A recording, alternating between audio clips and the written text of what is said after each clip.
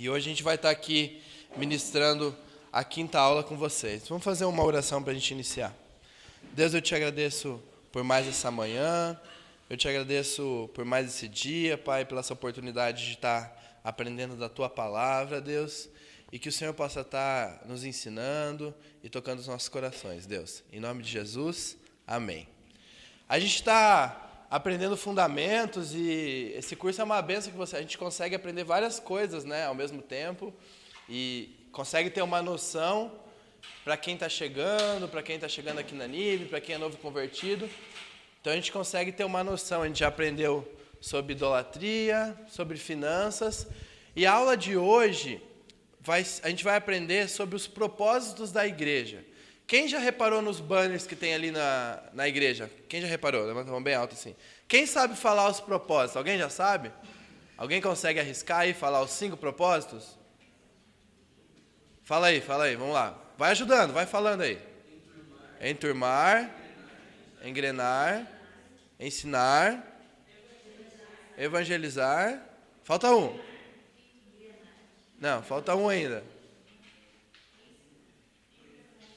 Engrandecer.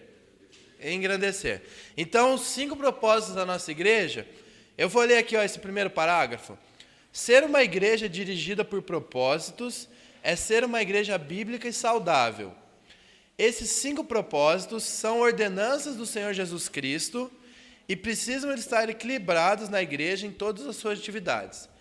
Então, tudo que a gente vai fazer aqui na igreja, a gente procura ver se está dentro desse propósito. Para a gente conseguir manter um foco também. Não sair fazendo coisa que muitas vezes desvia o foco da igreja. Então, a gente, toda vez que vai fazer uma programação, que vai fazer um evento, que vai fazer alguma coisa, isso já está meio automático. A gente dá uma olhadinha lá nos propósitos, no que vai se encaixar esse propósito. Esse propósito tem um banner lá no canto, na frente, ele tem uma sequência. Depois a gente vai conversar melhor sobre cada um, mas a sequência dele é o seguinte, ó, a gente já pode ir marcando essa sequência. Na verdade está na apostila aqui, mas é a sequência. A primeira é evangelizar. Então a gente vai levar a palavra para as pessoas que ainda não conhecem a Cristo. Depois que você evangeliza uma pessoa, ela chega para a igreja, o que você tem que fazer com ela? Enturmar ou ensinar? Quem acha que é enturmar? Quem acha que é ensinar? Quem não acha nada? Quem está com sono? Então a galera está meio acordando ainda, né? Então, depois que a gente leva a palavra, o segundo passo é enturmar. Fazer a pessoa se sentir bem, fazer a pessoa se sentir amada, fazer a pessoa se sentir aceita. A gente não fica num lugar que a gente não gosta. Então a gente enturma a pessoa para ela se sentir bem. Depois a gente vai dar o ensino. Que a gente está fazendo aqui o ensino não é só no culto, a gente vai conversar um pouquinho depois sobre o ensino. Depois que a gente ensina a pessoa, ensina a base do que a gente acredita, faz um com Deus, faz fundamentos, a gente vai engrenar a pessoa. E aí a gente coloca a pessoa a servir, a gente tem a listinha de ministérios, faz a pessoa se sentir parte daquele corpo, então engrena a pessoa. E todos esses passos, todos esses 4 propósitos, a gente usa para engrandecer o nome de Deus. Quando a gente evangeliza, a gente está engrandecendo. Quando a gente ensina, quando a gente enturma, quando a gente está servindo, a gente está engrandecendo. Então essa é a sequência que a gente usa aqui na igreja. Algumas vezes acontece ao contrário. A pessoa já chega e já, às vezes não está enturmada, mas já está fazendo com Deus, já está aprendendo, já quer servir, depois ela se enturma. Então, mas a sequência saudável é essa que a gente passou e é que a gente vai estudar. Tá bom? Para que servem esses propósitos? Para a gente direcionar o que a igreja vai fazer. Você conversar com o pastor Jefferson, ele vai falar para vocês que um monte de gente chega com um monte de ideia aqui na nossa igreja. Ah, vamos fazer isso, vamos fazer aquilo. Eu acho que a igreja tinha que fazer aquilo. Eu acho que... Espera aí, vamos ver se está dentro do propósito. Até eu estava conversando com ele, pastor, me dá um exemplo aí do que já chegaram para você. Ele falou para mim, já chegaram e falaram assim, vamos fazer um campeonato entre as igrejas de futebol e eu queria que vocês participassem. Daí ele ficou meio assim, futebol, né? Eu já gosto muito de futebol. Ele falou, vamos lá, vamos participar. Mas ele falou, não, vamos pensar aqui. Esse campeonato, será que encaixa dentro dos propósitos? Vai lá, pensa aí rapidinho.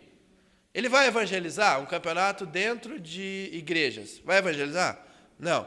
Ah, não, mas vai enturmar? Quem acha que enturma?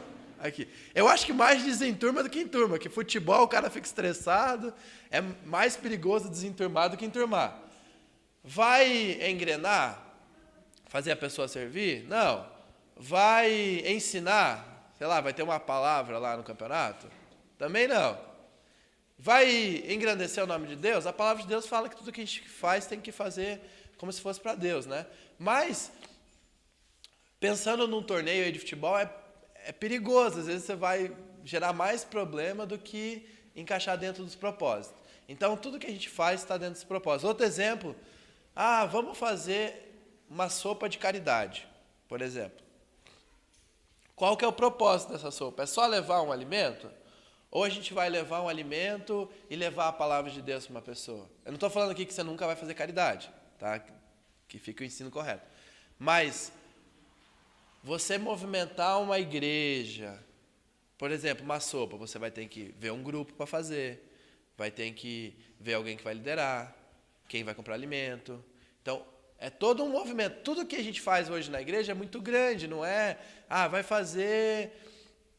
A gente está fazendo CBF nas casas, lá no bairro de Santa Cruz. Então, tem toda uma preparação. Qual que é o propósito? Levar a palavra de Deus para aquelas crianças. Levar uma alegria para aquelas crianças. Quando você vai fazer uma caridade, por exemplo, você tem que pensar. Você está fazendo aquela caridade só para ajudar ou está encaixado dentro desse propósito, de algum propósito? Na sua vida você pode fazer. E não estou dizendo que a igreja nunca vai fazer. A gente já fez, a gente faz, a igreja faz muito disso. Mas como aparece muita coisa, a nossa missão aqui é ganhar almas e estar dentro dos propósitos. Então, tudo que chega, a gente chega de ideias. As ideias são sempre muito bem-vindas. Tem muita coisa legal que as pessoas falam para a gente, que a gente vai adaptando e vai fazendo. Isso é uma igreja viva, é uma igreja que movimenta. Mas sempre a gente tem que lembrar, está dentro do propósito? Se você for trazer uma ideia, você já pensa antes. Está dentro desses propósitos? Que aí você já facilita a liderança, ou você já chega com argumento, né? Eu acho que eu tenho essa ideia aqui, já se encaixa nesse propósito, já pega uma base bíblica, fala, é mais fácil de receber uma ideia. Tá bom? Então a gente vai ver rapidinho, na aula de hoje, o objetivo é entender esses 5 propósitos. Da onde que foi tirado esse propósito? Da Bíblia, não foi da cabeça do pastor, vamos colocar esse propósito aqui e vamos seguir aqui. Não, esses propósitos são bíblicos e a gente vai conversar rapidinho aqui sobre eles. Primeiro propósito, naquela sequência que a gente falou, evangelizar as pessoas que ainda não conhecem a Cristo. Portanto, vão e façam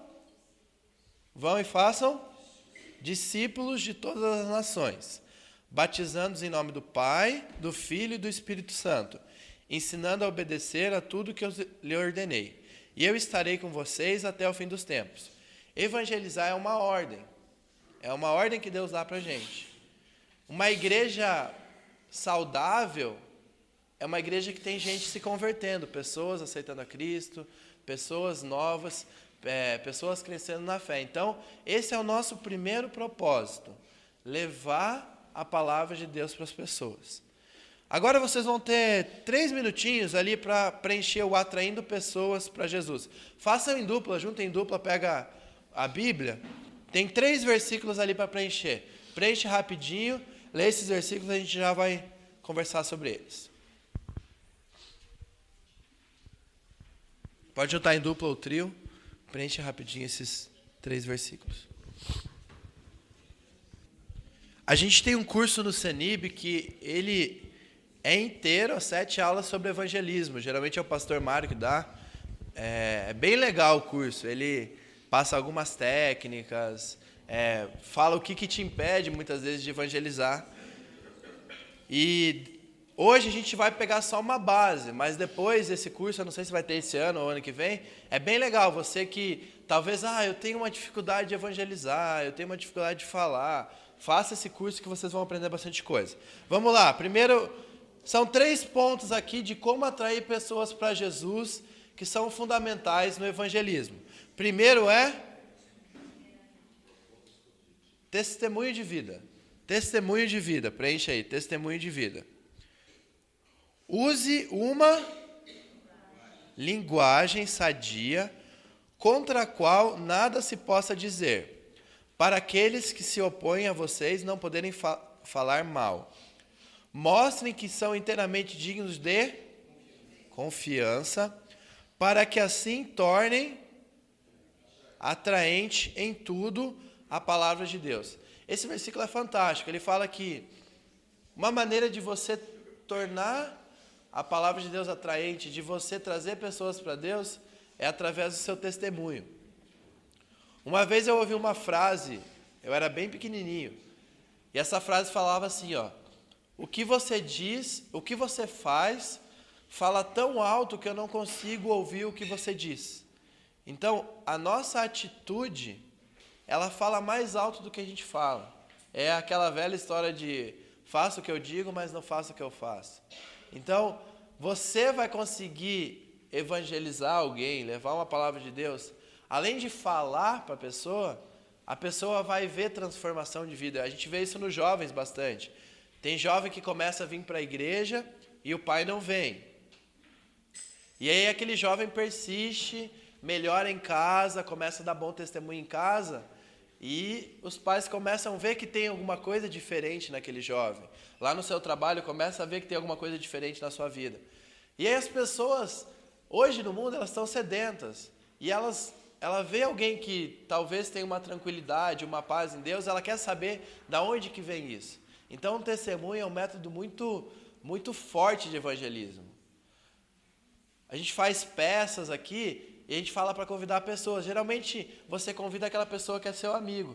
Tem muita gente que vem aqui na igreja não porque foi convidada, mas por quem convidou. Ah, não, mas aquela pessoa, eu sei que ela é uma pessoa direita, é um amigo meu, e eu vou vir aqui porque aquela pessoa está me convidando. Então, o testemunho é uma arma muito forte aqui no evangelismo. O segundo passo, o segundo ponto, amor entre irmãos. Ninguém jamais viu a Deus. Se amarmos uns aos outros, Deus permanece em nós e seu amor está aperfeiçoado em nós. Embaixo já foi completada essa frase aqui, ó. Isso quer dizer que quando amamos os nossos irmãos, Deus se torna visível em nós, através de nossos atos, e por isso atrai pessoas para Ele. No mundo que a gente vive, que é um mundo de egoísmo, um mundo de ganância, as pessoas sentem essa diferença do amor entre irmãos. A gente está vivendo uma crise aí, e no meio dessa crise eu vejo muita gente se ajudando aqui na nossa igreja. Pessoas ajudando, a gente falou sobre generosidade nas aulas anteriores, e não só financeiramente, mas emocionalmente, se aconselhando e se ajudando, e saindo junto, e vendo que gosta de estar com as pessoas. Eu já caí no erro, vou ser bem sincero com vocês, de gostar de estar mais com as pessoas da igreja que com os familiares.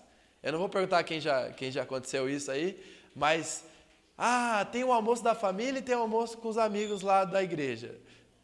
Eu ficava meio balançado assim, acho que eu vou lá no pessoal da igreja. Então, esse amor verdadeiro, esse amor de querer ver o outro crescer, de entender que a gente não é irmão de sangue, mas a gente é irmão pelo sangue de Cristo, esse amor, ele se torna visível. Isso é profundo, a palavra de Deus fala que Deus se torna visível para as pessoas através desse amor. Então, esse amor a gente vê no enturmar, a gente vê nos grupos familiares, mas as pessoas de fora eles veem algo diferente. Então, isso é uma maneira também de evangelizar e está dentro do princípio, do propósito de evangelizar. E terceiro, compartilhando o evangelho. Vocês estão com calor, gente? Vocês querem ligar um ar? Tá.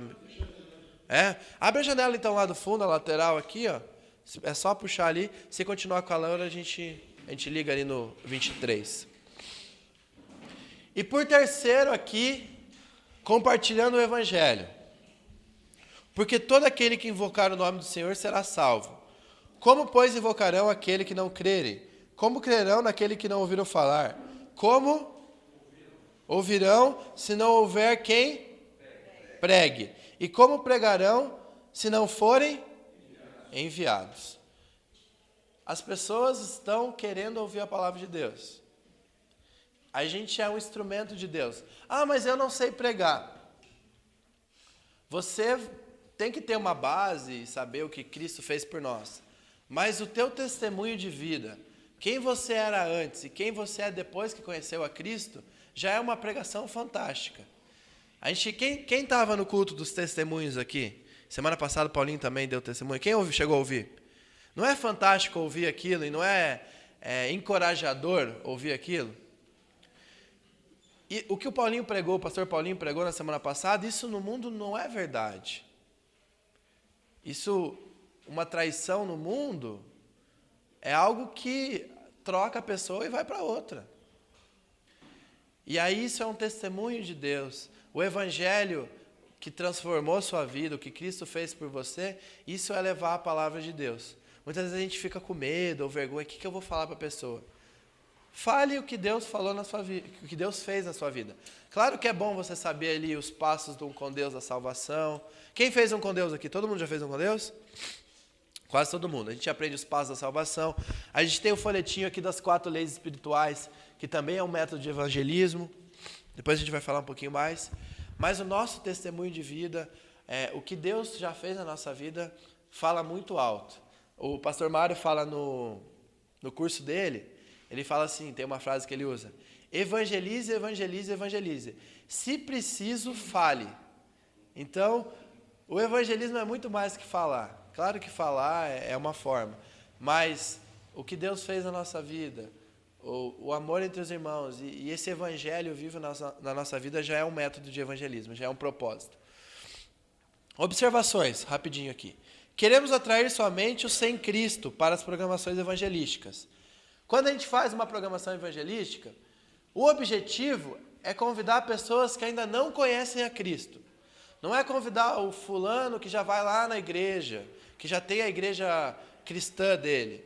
Então, o objetivo é convidar aqueles que ainda não conhecem a Cristo, que não ouviram falar do Evangelho, que não tomaram a decisão, aquele teu colega de trabalho, aquele teu amigo, que você gosta muito dele, ele é uma pessoa legal, mas ele ainda não tem Cristo. Esse é o objetivo das programações evangelísticas.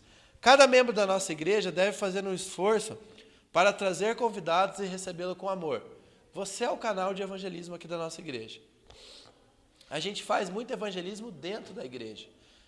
A igreja evangélica ela é conhecida por fazer muita coisa fora. Depois até a gente vai falar aqui. Eu até já vou falar aqui, ó, ponto 4. Atualmente não fazemos evangelismo com caixa de som na rua ou praça, nem batemos nas casas de pessoas que não conhecemos.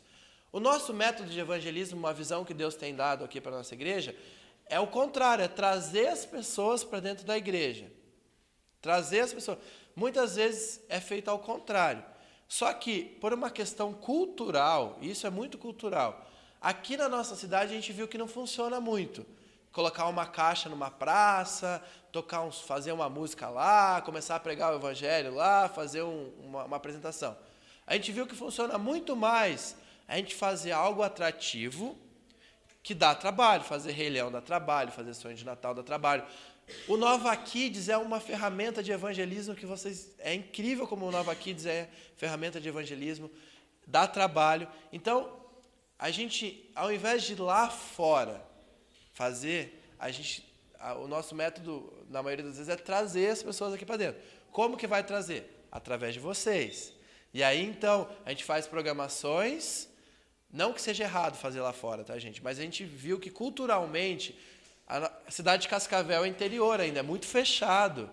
Uma pessoa que você nunca viu na rua, falar do evangelho, você parar e entregar sua vida para Jesus no meio da rua, no meio de um monte de gente, é difícil, culturalmente falando. Se fosse no Rio de Janeiro, lá em Manaus, por exemplo, o pastor Christian veio de Manaus. Lá funciona muito bem, eles fazem evangelismo assim, pessoal na rua, e é incrível. Mas culturalmente aqui, a gente vê que é algo que não funciona. Mas, esse ponto 2, cada membro deve fazer o esforço de levar. O culto por si só, esse mês de aniversário, por exemplo, já é um método de evangelismo. A gente está fazendo culto diferente, hoje é o último. Então, a gente faz programações diferentes, atrativas, muitas vezes informal. Você fazer um Rei Leão, a pessoa vem pelo nome. A gente faz, mas vocês enganam. Não, a gente não engana, a gente faz uma programação que é atrativa, mas que tem o evangelho. E a gente não perde a oportunidade de pregar o evangelho. Então, qual que é a nossa parte? É convidar pessoas. Ver pessoas que você sabe que não tem Cristo e chamar para essas programações. Tá bom? No evangelismo pessoal, é importante que cada um saiba os passos para a salvação e comunicar seu testemunho de transformação de vida com Jesus.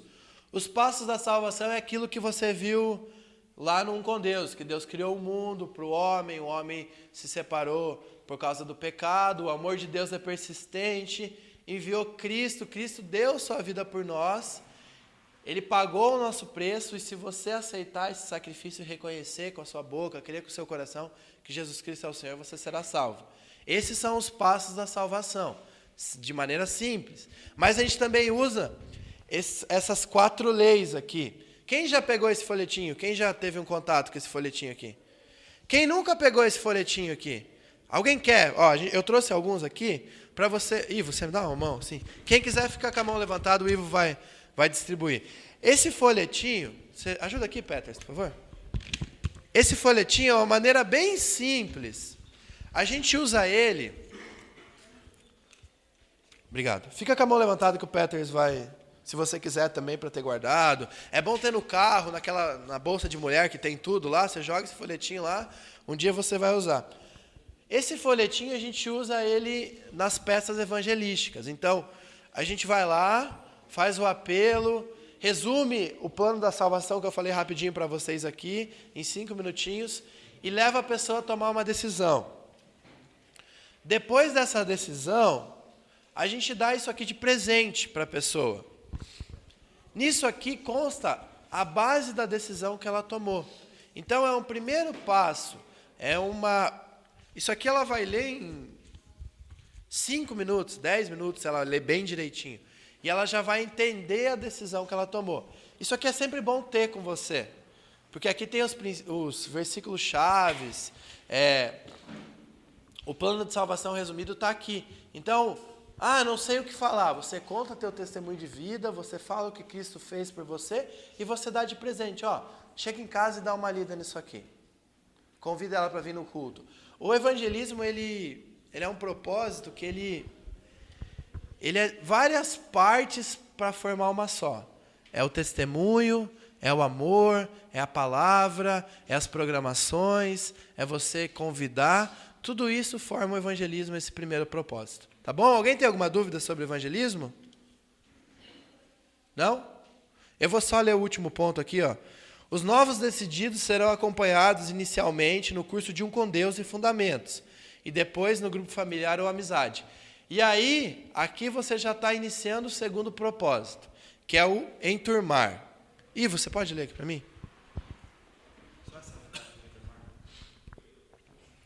Enturmar, com outras pessoas, levando-as a experimentarem comunhão e cuidado uns com os outros.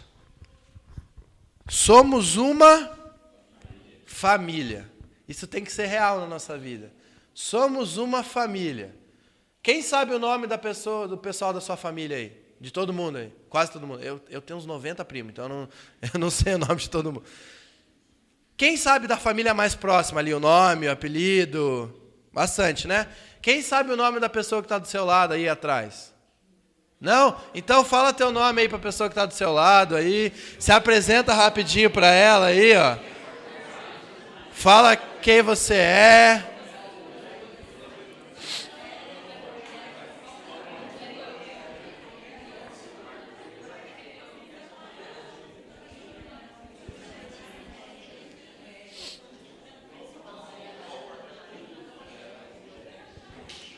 Beleza?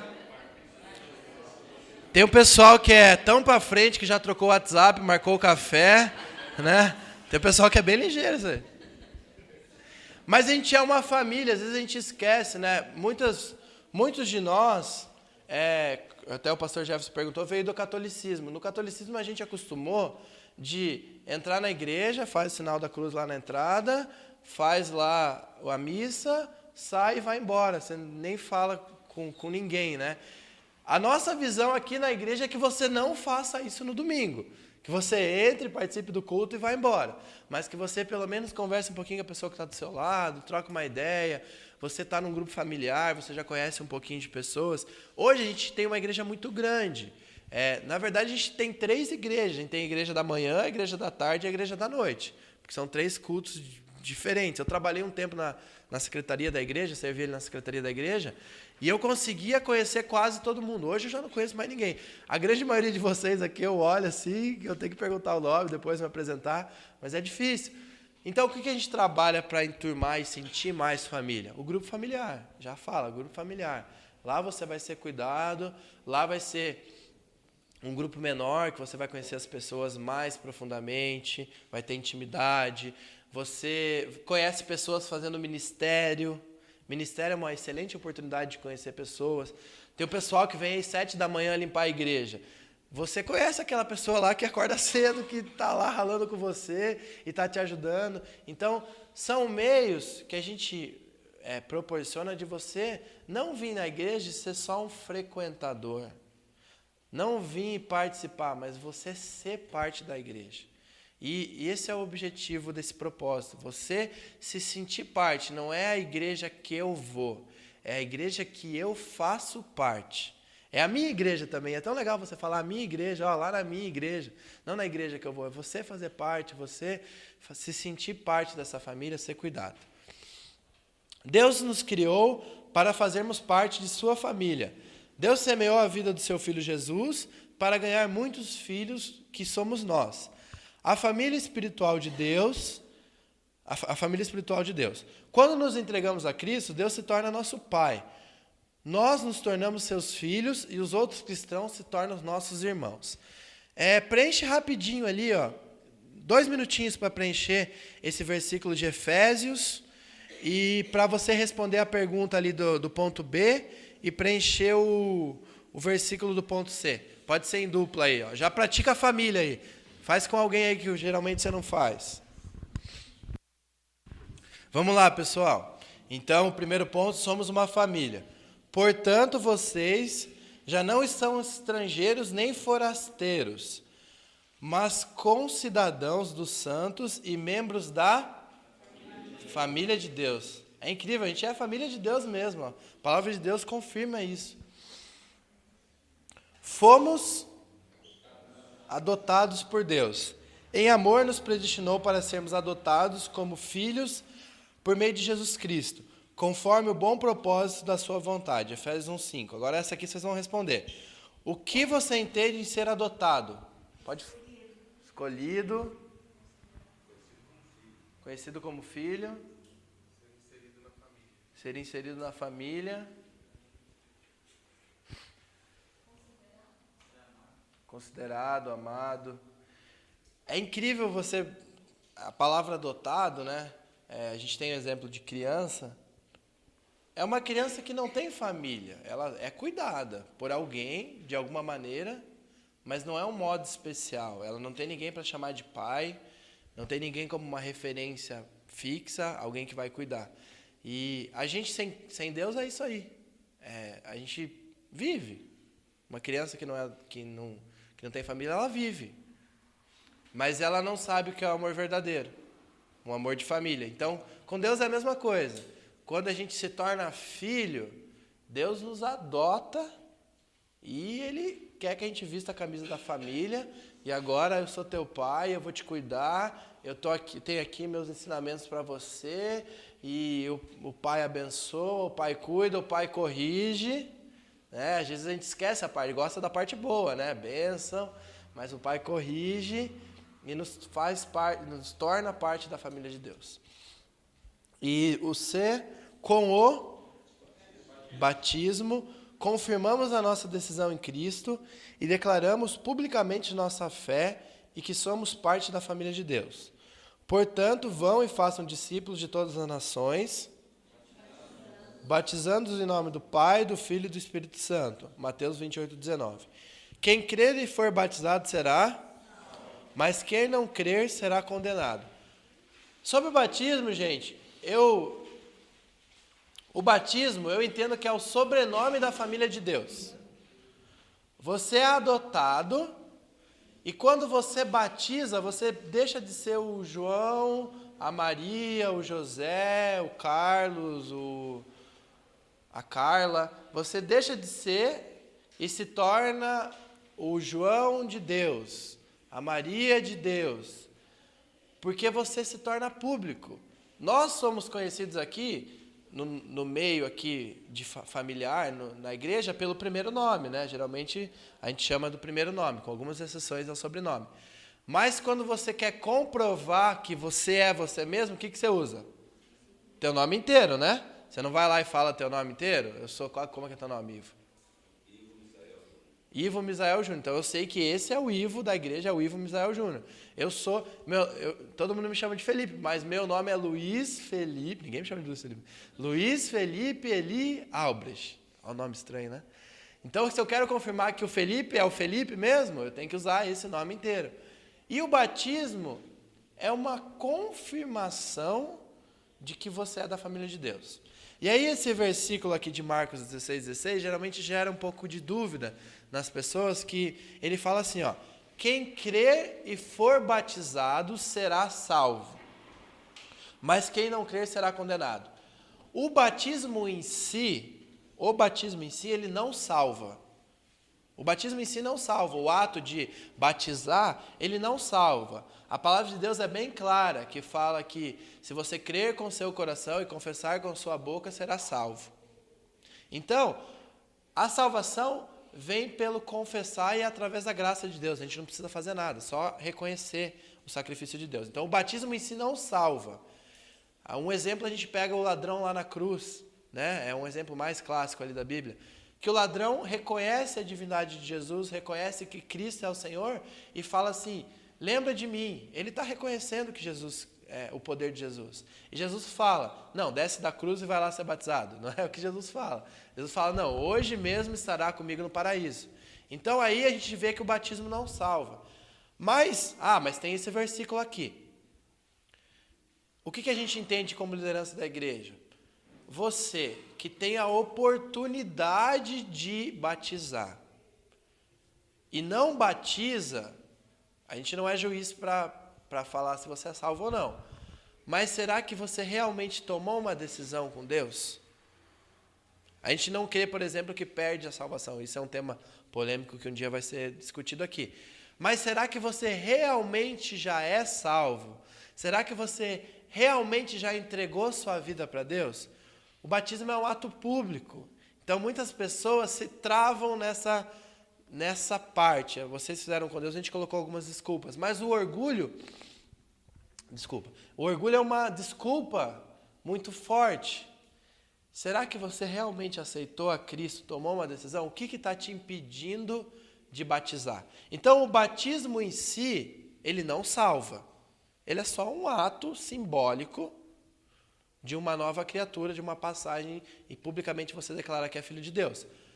Mas se você tem a oportunidade de ser batizado e não quer ser, tem que ligar a luzinha de alerta ali e você tem que fazer um exame na sua vida, ver se você realmente entregou a sua vida para Jesus. Entenderam isso?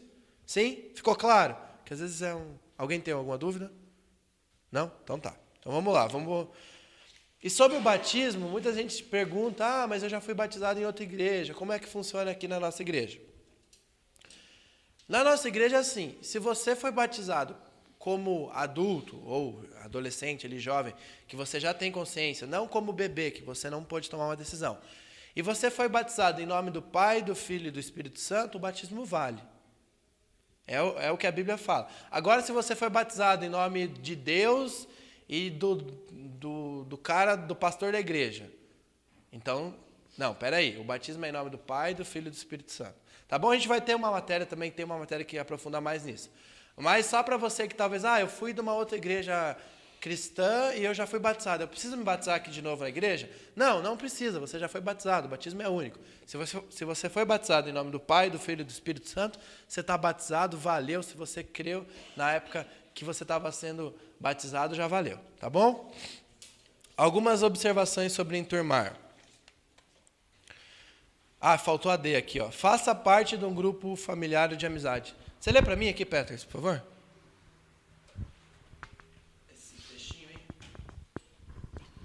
O GF ou GA é um grupo de pessoas que se reúne semanalmente para enturmar, edificar, orar e cuidar uns dos outros. GF é para adultos e GA para jovens ou adolescentes. Cada grupo tem em média 8 a 15 pessoas. Ultrapassando essa quantidade, será feita a multiplicação. Essa quantidade aqui tem uns GF que estão explodindo, né? Que tá precisando multiplicar, que já tá 3 vezes mais aí, né? Tá explodindo, não cabe mais gente, né? Então a gente está esperando líderes novos aí para multiplicar e está sendo treinado. Mas em média aí, que tem GF que tem 10 pessoas, tem GF que tem 12. Os GAs geralmente ficam mais ou menos nessa média. Por que o GA e o GF é importante? Eu anotei 2 coisas aqui. Porque você vai abrir teu coração para as pessoas lá. A gente tem um acordo no GA e no GF que tem o sigilo. Que na hora que você vai lá fazer um pedido ou fazer um agradecimento, aquilo fica naquele grupo. Quando você abre um coração para uma pessoa, para um grupo, você abaixa a barreira. Você está se expondo. E isso cria intimidade. Eu vejo que o Ivo tem falha, igual eu tenho falha, igual o Peters tem falha. Então isso cria intimidade. O GF é para isso, criar intimidade entre as pessoas, orar um pelos outros. É uma unidade que vem de Deus. A palavra de Deus fala, confessem os pecados uns aos outros, orem um pelos outros para serem sarados. Então ele condiciona, alguns pecados você só vai vencer com uma ajuda de um irmão. Você que faz parte da nossa igreja e ainda não participa do GF, você está perdendo, eu não vou condicionar o melhor ou pior parte da igreja, mas você está perdendo uma parte da igreja que é incrível. Que é um momento que você vai sentir amado, sentir junto. Fui num GF e não gostei. Vai em outro. Porque tem vários estilos de GF. Aí tem aquele GF que é mais parado, tem aquele GF que é mais movimentado, tem aquele GF que tem mais criança, tem aquele GF que tem menos criança, tem o GF que serve chimarrão, tem o GF que serve tererê. Então tem vários tipos de GF. Não, fui num GF lá e não gostei. A gente tem, eu acho que 27 grupos familiares. Dá para você visitar meio ano, um grupo familiar por semana. Não é o ideal, porque você não vai criar intimidade. Mas você pode visitar. Quem aqui já faz parte de um GF ou de um GA?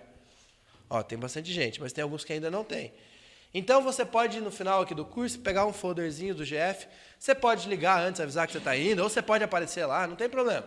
O importante é você tentar fazer parte. No começo, é meio difícil, porque você não conhece aquelas pessoas. Mas eu posso te falar, eu participo do GF e é muito legal ver o que Deus faz no GF.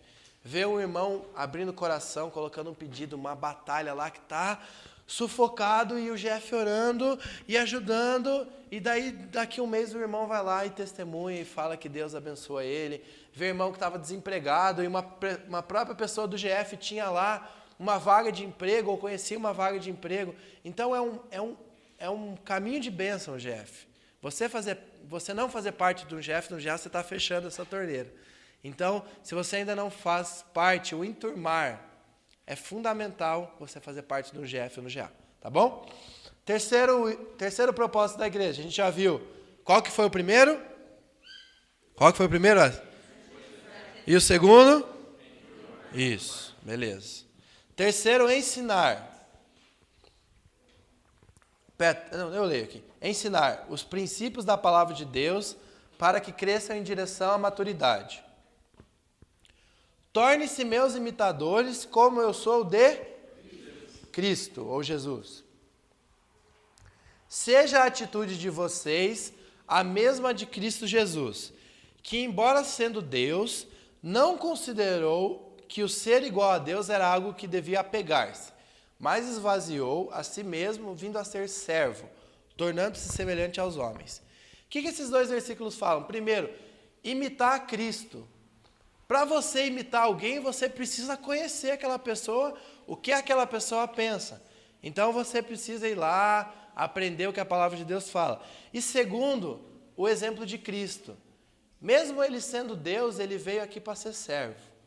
E servo é ensinável, servo é aprender. Servo é aquela pessoa que é sedenta por aprender e querer crescer e querer aprender mais e mais e mais. Então, Cristo deu o exemplo de ser servo. Ele era Deus, ele não precisava ser servo. Ele podia dar um poder lá, a gente fala para os jovens, brinca, podia lá na cruz, ele podia dar um poder lá e se livrar da cruz. Mas ele precisou, como homem, passar por isso. Tá bom? Peter, você lê para mim aqui, por favor? Esses pontos.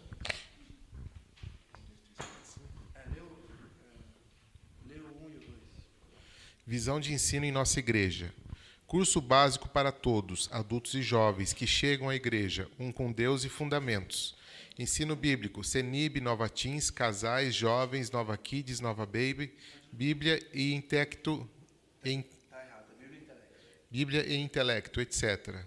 O crescimento espiritual não é automático, exige crescimento na palavra. Tornar o ensino atraente e prático. 5. Sistema de avaliação com tarefas e testes. Obrigado, Petros. Você chegou na nossa igreja. A gente começa um curso de com Deus a cada 7 semanas. Então, qual que é o primeiro incentivo? Petros, liga lá o ar pra gente, por favor. Põe no 23, por favor. Liga um só, acho que tá meio abafado, eu também estou com calor. Você chegou aqui na igreja. Primeira coisa, você começa a frequentar o culto. Isso é de praxe já, né? Mas no culto, é mensagem para o dia a dia. Claro que você vai tomar decisão. Mas o ensino mesmo de pegar a Bíblia, você folhear a Bíblia, você aprender... Por exemplo, o curso de seitas e heresias. Esse curso nunca vai ser dado no culto. Pode ter uma pregação ou outra falando de... Eu acho que o modo está errado, Peters, que ele tem que aparecer lá o... Tem um botãozinho modo, ele fica com um negocinho, um ícone de frio. Mas já esfriou, já chegou o ar aqui. Você aprende no curso que você não aprende no culto. No culto é muito rápido, é 1 hora ali. Muitas vezes não tem continuidade. Uma semana o pastor prega um tema, na outra semana outro, conforme a necessidade da igreja.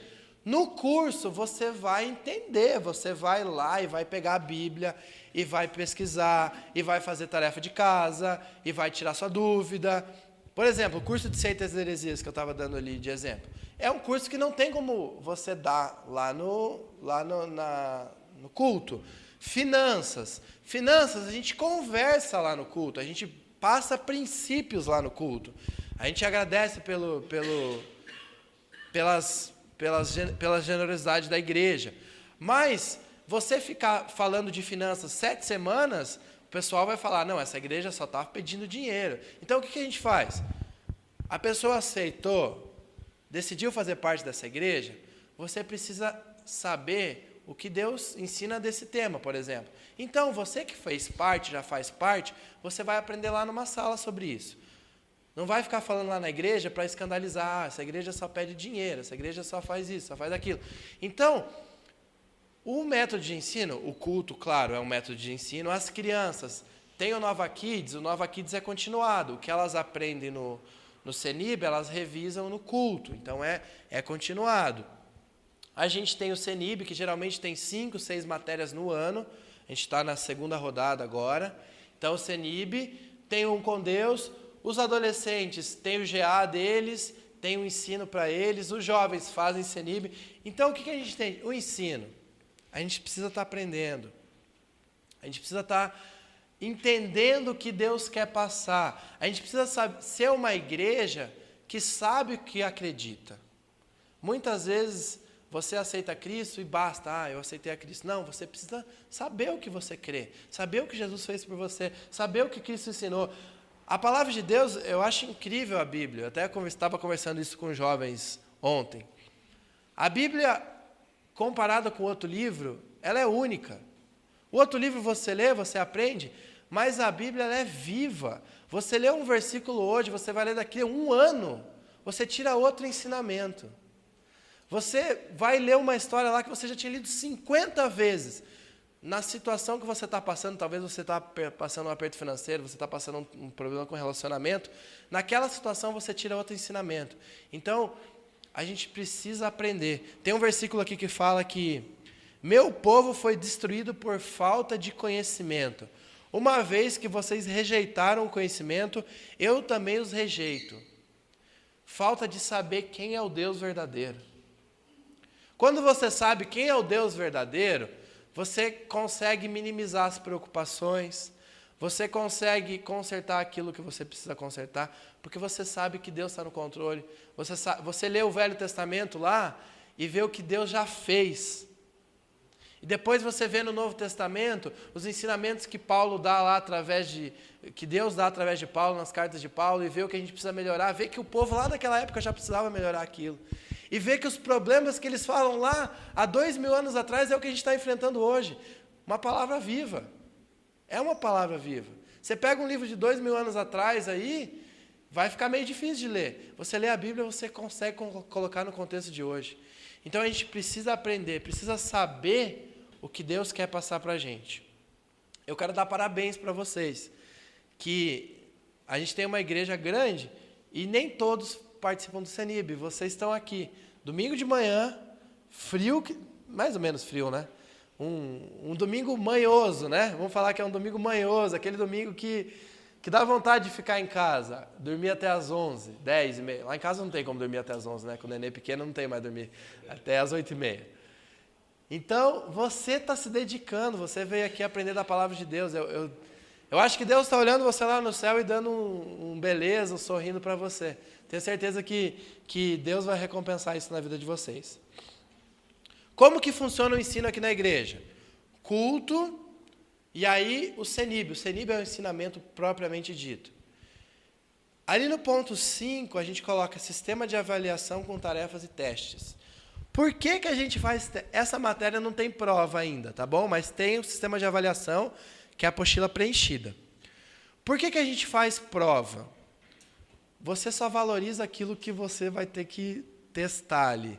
Que você vai ter que ser testado e ver se você consegue fazer mesmo. Então, você vai se dedicar naquilo que você vai ter que dar um retorno. Se o mundo lá fora faz teste, faz prova para ver se a pessoa está apto, por que a gente, com a palavra de Deus, vai ser negligente? A gente não está vindo aqui para passar o tempo. Os professores do CENIB aqui, eu vou usar essa matéria, eu estou usando essa matéria de seitas e heresias, é uma matéria difícil, é uma matéria que você tem que se preparar, que você tem que estudar, que você tem que pesquisar, e aí você tem que pegar todo aquele ensinamento, que teria que fazer um curso de 3 meses, 4 meses, e condensar em 7 aulas. Então, para você valorizar isso, você vai sair daqui, na próxima rodada, vocês vão lá para o CENIB, vocês vão poder escolher matéria. Lá, vocês vão ter prova. Vocês vão tem matéria que tem redação, tem matéria que tem tarefa e mais prova, tem matéria que tem só prova. Então, a gente tem vários tipos aí de matérias. A média é uma média mais tranquila, que é 6. Tá? Então, tá mais sossegado. Geralmente, aí, faculdade é 7, né? Faculdade, colégio é 7. Então, aqui, a gente pegou um pouquinho leve. Então, é 6. Mas é para você valorizar. Tem pegadinhas. Matéria do pastor, sempre tem umas pegadinhas. É difícil tirar 10 na matéria do pastor, hein? E aí, eu vou fazer uma pergunta bem sincera. Se não tivesse prova, você ia estudar? Sim ou não? Você ia vir só na aula, aqui você ia prestar atenção. Mas você ia dar aquela revisada em casa para fazer a prova? Tem gente que estuda, né? Mas a maioria é movido a desafio. Pressão. E aí você sabe que tem a prova, você aprendeu aqui. E aqui, as matérias geralmente, se você prestar bem atenção aqui no CENIB, você só dá uma revisadinha em casa. E aí, você aprendeu aqui, na semana da prova lá, 1 hora antes de vir para a igreja, você dá aquela revisada, entendeu? Dá uma olhadinha lá, vê os pontos principais para você fazer a prova. E aí você aprende, você fica com aquilo guardado no seu coração. Você vai entender, você entende para que servem os propósitos, para que serve o dinheiro na Bíblia, para que serve o dinheiro hoje em dia. Você vai aprender sobre seitas e heresia, você vai aprender sobre aconselhamento. A gente tem curso que é extremamente bíblico, né? O nosso curso aqui é conceitos, né? A gente pega princípios. Mas, por exemplo, o curso que o Neri está dando lá embaixo, Velho Testamento 1 que ele deu e Velho Testamento 2, é pegar a Bíblia e destrinchar a Bíblia. Então, é bem bíblico. Não que os outros não sejam. Vocês entenderam? Não, os outros são princípios. Então, você vai ter aquele contato que talvez muitas vezes vocês não tiveram no colégio. Eu acho incrível isso, gente. E isso é o diferente da igreja. Eu vejo gente que às vezes é até muito bem instruída, com faculdade e tudo, que não leva tão a sério o ensino como uma pessoa que tem lá o ensino médio completo. E aquela pessoa que talvez nem tenha uma faculdade, vem aqui no CENIB, se dedica e vai lá na prova, estuda e faz a prova e vai bem. Daí aquela pessoa lá que tem faculdade não dá tanta importância. E lá, e fica na média, passou. Mas aquela pessoa, outra que talvez nem tenha uma instrução tão boa, foi lá e se dedicou. Isso é legal ver, o amor pela palavra de Deus. Isso é amor pela palavra de Deus.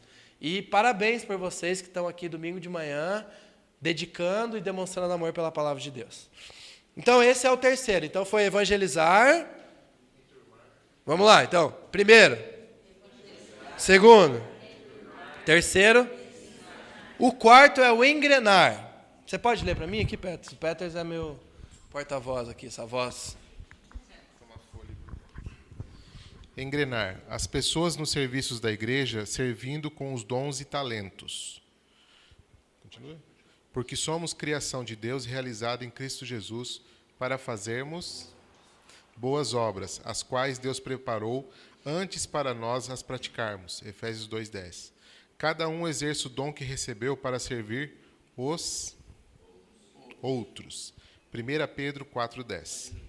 Cada membro tem uma função no corpo. Ora, assim como um corpo é uma unidade, embora tenha muitos membros, e todos os membros, mesmo sendo muitos, formam um só corpo. Assim também com respeito a Cristo, pois em um só corpo todos nós fomos batizados em um único Espírito, e a todos nós foi dado beber de um único Espírito. O corpo não é composto de um só membro, mas de muitos. Ora, vocês são o corpo de Cristo, e cada um de vocês, individualmente, é membro desse corpo. Como servir em nossa igreja? No final de cada ano será distribuída a ficha de ministérios para todas as pessoas da igreja. Nela consta todos os ministérios disponíveis e os pré-requisitos. Cada pessoa poderá escolher até 4 ministérios em ordem de prioridade. Depois será informada do ministério que foi selecionado e, posteriormente, o respectivo treinamento. O engrenar é bíblico, né? A gente viu aqui o versículo ali em cima. Cristo nos chamou para fazermos boas obras. Quando você está servindo na igreja, você está fazendo boas obras. A igreja é muito grande, então imagina se a gente tivesse que contratar pessoas para fazer tudo. Até teve uma pessoa que eu nem sei quem que é, então se a pessoa estiver aqui, eu estou te usando exemplo sem saber, tá? Teve uma pessoa que deu o nome para o Ministério de Lanche dos jovens. E aí eu fiquei sabendo, o líder me falou, que a pessoa falou assim, não, beleza, como é que funciona lá? A gente vai lá e tem a cozinheira que cozinha e depois a gente só serve. Então, não, aqui você faz tudo. Quem é aqui do Ministério de Lanche? Tem uma galera que é do Ministério de Lanche. Então, você vai lá, compra, cozinha. Imagina se a gente tivesse que ter um profissional para tudo, para fazer cada coisa na igreja. A igreja ia virar com 500 profissionais ali. Por quê? Tem que arrumar não sei o quê, tem que servir lá nas crianças, tem que fazer o lanche, tem que fazer o suco. Então, a igreja é um corpo e ela precisa de gente funcionando. Se uma pessoa deixa de servir, sobrecarrega para o outro. Porque um tem que fazer o suco e o outro tem que fazer o lanche. O que tem que fazer o suco não veio. Vai sobrar para quem? Porque tem que fazer o lanche, vai ficar ele fazendo os dois. Então, você precisa estar participando da igreja. Você precisa estar servindo na igreja. Você precisa estar fazendo parte desse corpo. Isso aqui vai muito além de servir. Você ajuda a igreja a caminhar. Ajuda a igreja a facilitar. Uma pessoa me ligou há pouco tempo. Eu cuido da parte dos teatros aqui da igreja, né, na coordenação geral. E aí uma pessoa me ligou oferecendo atores para participar do teatro. Olha, eu sou de uma agência aqui de atores, eu tenho alguns dançarinos e uns atores, eu sei que vocês fazem, a gente queria oferecer aí para vocês contratarem esses atores. E eu fui parar para pensar, né? O quão caro é fazer um teatro desse? Você Hoje, nesses teatros, a gente faz tudo na igreja. A gente faz o cenário, a gente faz o figurino, a gente faz as pessoas participando, o pessoal do som, o pessoal da iluminação. É tudo pessoal da igreja. Imagina se tivesse que contratar atores. A gente até não gosta muito dessa palavra atores, né? Claro que a pessoa acaba se tornando ela está fazendo um papel, ela faz um ator, mas a gente parece muito profissional, né? Então, imagina se tivesse que contratar atores, contratar iluminação, contratar a limpeza do final, contratar figurino, contratar recepcionista. Não ia dar, né? Como que a gente vai levar a palavra de Deus desse jeito? Então, até foi bem engraçado a pessoa falando, aí eu tive que explicar, e ela ficou meio assim, não, mas como que vocês fazem um negócio desse sem ganhar dinheiro? Assim? O povo não entende. O povo não entende. Eu cansei de ver gente trabalhando o dia inteiro, chega aqui 6, 7 e meia da tarde e vai montar a árvore do sonho de Natal, que é um negócio difícil de montar. É aquela, quem já participou do coral, aquela árvore lá, é a mesma há uns 3, 4 anos, mas ela é tudo cheia. Pode ficar calmo que tá firme, tá? É bem feita aquela árvore lá. Pessoal, mesmo há 3, 4 anos, não vamos participar desse coral aí, senão... Então, quem que monta aquilo lá? Pessoas da igreja que trabalham o dia inteiro, não são pessoas que não fazem nada da vida, são pessoas que trabalham o dia inteiro e tiram o tempo que ela poderia estar com a família dela, poderia estar descansando para estar servindo a Deus. Isso é a igreja. Essa é a essência da igreja. Você fazer parte da igreja. A gente trabalha, a gente tem uma folhinha, acho que tem uns 40 e poucos ministérios. E aí, se você não sabe fazer nada, eu tenho certeza que na folhinha você vai achar alguma coisa. Eu sei cortar grama, tem o Ministério de Jardinagem. Eu sei varrer a casa, tem o Ministério de Limpeza. Eu sei fazer um suco, tem o Ministério de Lanche do Nova Kids. Eu não sei cozinhar, mas eu tenho boa vontade de cozinhar, tem o Ministério de Lanche dos Jovens e dos Adolescentes. A gente vai colocar alguém que você ajude a cozinhar. Eu gosto de cuidar de criança, vai lá para o berçário. Eu gosto de editar vídeo, vai para o Ministério de Edição de Vídeo. Eu gosto de tirar foto, eu gosto de filmar. Eu gosto de... Eu não sei fazer nada, mas eu tenho uma casa lá em casa e eu quero abrir a casa para fazer um grupo familiar. Pronto, é um ministério. Só não serve quem não quer. Aqui na nossa igreja, a verdade é essa. Só não serve se você não quer, porque tem inúmeros ministérios. Alguns ministérios têm alguns pré-requisitos de você estar um tempo na igreja, você já ter feito um com Deus. Por quê? São ministérios de palco, que aparece mais, que você já tem que ter uma ciência daquilo que você crê, um bom testemunho. Não que você não tenha um bom testemunho, mas você já tem que estar firme naquilo que você crê. Então, esse tem um pré-requisito de 1 ano na igreja, por exemplo, a música é 1 ano na igreja, Ministério de Ensino, acho que alguns são menos. Então, tem que ter já um pré-requisito, líder de grupo familiar, tem que ter um tempo de igreja. Outros, você começou na igreja hoje, semana que vem você já pode participar. Então, você só não serve se não quer. E Deus abençoa quem serve. Tem uma frase que eu ouvi, que quem não serve, não serve. Literalmente, quem não serve, não serve. No corpo de Cristo, quem não serve, não serve. Cada um tem sua função. Talvez você não saiba cantar, mas você sabe muito bem fazer uma criança dormir. E é teu dom você ir lá no berçário e cuidar daquelas crianças. Talvez seja seu dom você servir um lanche. Você só não serve um lanche, você prepara com carinho, você dá um sorriso na hora que você serve e a pessoa se sente amada. Então, cada um tem sua função. E a palavra de Deus fala, cada um usa o seu dom que você recebeu para servir uns aos outros. Você recebeu um dom. Você recebeu um dom. Talvez você não achou ainda, mas você recebeu. Se você não preencheu uma fichinha ainda, tem alguns ministérios que tem vaga. Você pode ir lá na secretaria e preencher, tá bom? Pode pegar lá e preencher. Vamos lá para o último. Engrandecer a Deus com a verdadeira adoração. Lê para mim, Peter, de novo. Eu vou passando a colinha para você aqui, para a gente terminar. Engrandecer a Deus com a verdadeira adoração. No entanto, está chegando a hora, e de fato já chegou, em que os verdadeiros adoradores adorarão ao Pai em espírito e em verdade. São estes os adoradores que o Pai procura. Adoração em espírito. Para adorar no espírito, precisa ter nascido de novo, ou seja, ser realmente convertido em Jesus Cristo. Adoração em verdade. É uma adoração de coração e em conformidade com a palavra de Deus. É fazer Deus sorrir, agradá-lo, fazer a vontade dele, amá-lo.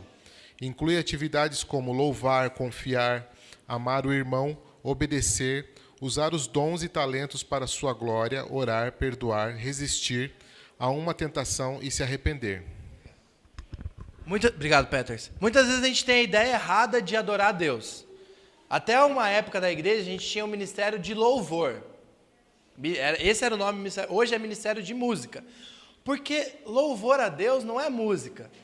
Às vezes a gente fica com essa ideia errada. Eu vou escutar um louvor. É uma maneira de louvar, mas não é a única. Você servir na igreja é uma maneira de louvar. Aqui tem algumas. Você amar teu irmão, você perdoar, você fazer algum serviço lá para tua esposa na tua casa, você levar tua esposa para sair, você está louvando a Deus. Você perdoar, você deixar de brigar, você deixar de querer lavar a roupa suja. Às vezes engolir sapo é você estar louvando a Deus. Obedecer a palavra de Deus é louvar a Deus. Então, às vezes a gente tem uma ideia errada. Ministério de louvor, vamos para o momento de louvor. É claro que aquele é um momento que você para e você declara palavras para Deus, é um momento de louvor também. Mas não é só aquilo, tá bom? Vocês entenderam adorar em espírito? Para adorar em espírito não é aquele negócio que você vai ficar assim. Muitas vezes a gente tem essa ideia errada. Adorar em espírito é você ter o Espírito de Deus, você ter o Espírito Santo e estar agradando o Espírito e adorar a Deus com o Espírito Santo de Deus na sua vida. E adorar em verdade é você ter uma vida de obediência através da verdade de Deus e fazer o que a palavra de Deus manda. Como adorar a Deus? Para a gente terminar. Amem o Senhor seu Deus de todo o seu, de toda a sua, de todo o seu e de toda a sua. Isso aí, coração, que é sentimento, alma, entendimento, é você entender, não adorar por adorar, mas saber que você está fazendo aquilo entendendo e com toda a sua força. Você às vezes fazer a meditação sem vontade de fazer, ler a palavra de Deus sem vontade de ler, você está fazendo com a tua força, mas você está adorando a Deus. Portanto, já estamos recebendo um reino inabalável. Sejamos agradecidos e assim adoramos a Deus de modo com reverência e adorar a Deus de modo aceitável, temor. Temor é obedecer a palavra de Deus. Pegar o versículo que Deus manda e obedecer aquilo. Temer que Deus, que Ele é teu Pai. Que Ele é teu Pai e talvez se você não obedecer, você pode ser corrigido. O ideal é você obedecer por amor. Mas se você não conseguir obedecer por amor, obedece por temor. Porque você sabe que Deus, e Deus é real. Se você é um filho de Deus e quer fazer coisa errada, você vai... tendência é cair tua casinha aí. Então, obedece, se você não consegue obedecer por amor, obedece por temor. Porque Deus não aceitou a adoração de Caim. Lá no Velho Testamento, tem a história de Caim e Abel. Resumindo para você, Caim fez uma oferta, Abel fez uma oferta. Deus aceitou a adoração de Abel e não aceitou de Caim. No final, Caim foi lá e matou Abel. Por que Deus não aceitou a adoração de Caim? Porque ele pertencia ao maligno, e as suas obras eram más. E por que Deus aceitou a oferta de Abel? As obras deles eram justas. Gente, tem gente que fala aqui que Caim ofereceu do campo e Abel do animal. Isso é errado, era a motivação do coração. Caim fez algo por fazer. Esse é o grande X da questão, ele não estava com o coração ali. Ele fez porque tinha que fazer. E Abel não, Abel fez com o coração. Entenderam? Entenderam isso? Então, quando você for fazer algo para Deus, faça com o coração. Engrandecer a Deus é fazer com obediência, fazer por amor, fazer com o coração. Tá bom? Vira aí para a pessoa que está do seu lado e fala aí os 5 propósitos da nossa igreja. Resumidamente aí, vai lá. Os 5 na ordem.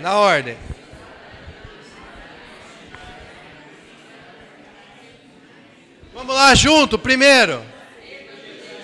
Segundo. Espera aí. Segundo é enturmar, tá? Vamos lá. Primeiro.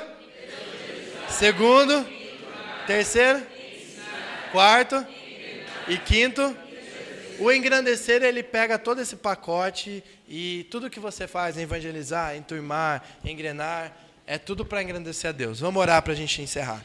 Deus, eu te agradeço por essa aula, eu te agradeço por esses ensinamentos, pela vida de cada um, Pai. E que o Senhor possa estar dando agora um culto abençoado, que a palavra de Deus possa estar tocando no nosso coração, Deus. Obrigado por mais esse domingo, em nome de Jesus, amém. Amém, gente, obrigado, bom culto.